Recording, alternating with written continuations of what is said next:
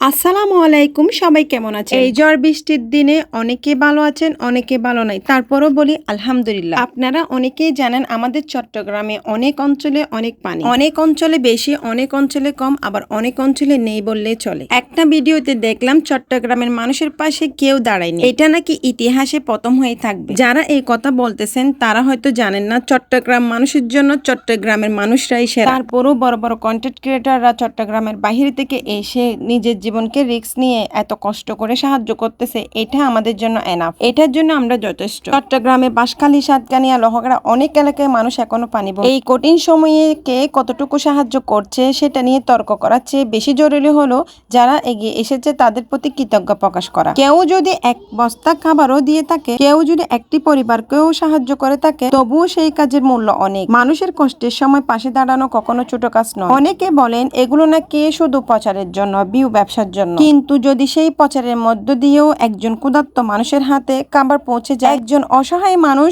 একটু আশ্রয় বা ওষুধ পায়, তাহলে সেই সাহায্যকে ছোট করে দেখার আগে আমাদের ভাবা উচিত আমি নিজে কি করছি। আসুন সমালোচনা নয়, সহযোগিতার হাত বাড়িয়ে দিই। যারা মাঠে নেমে কাজ করছে আল্লাহ তাদের উত্তম প্রতিদান দিন। আর যারা এখনো সাহায্য করতে পারেনি তারা অন্তত বন্যা কবলিত মানুষের জন্য আন্তরিকভাবে দোয়া করুন। আল্লাহ চট্টগ্রাম সহ দেশের সব বন্যা কবলিত মানুষকে নিরাপদে রাখুন, তাদের কষ্ট দূর করুন এবং সবাইকে একে অপরের পাশে দাঁড়ানোর তৌফিক দান করুন।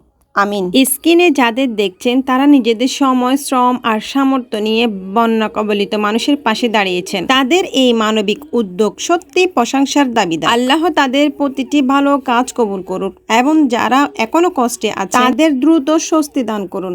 আসুন আমরা সবাই যার যার সামর্থ্য অনুযায়ী অসহায় মানুষের পাশে দাঁড়াই। মানবতার চেয়ে বড় কোনো পরিচয় নেই।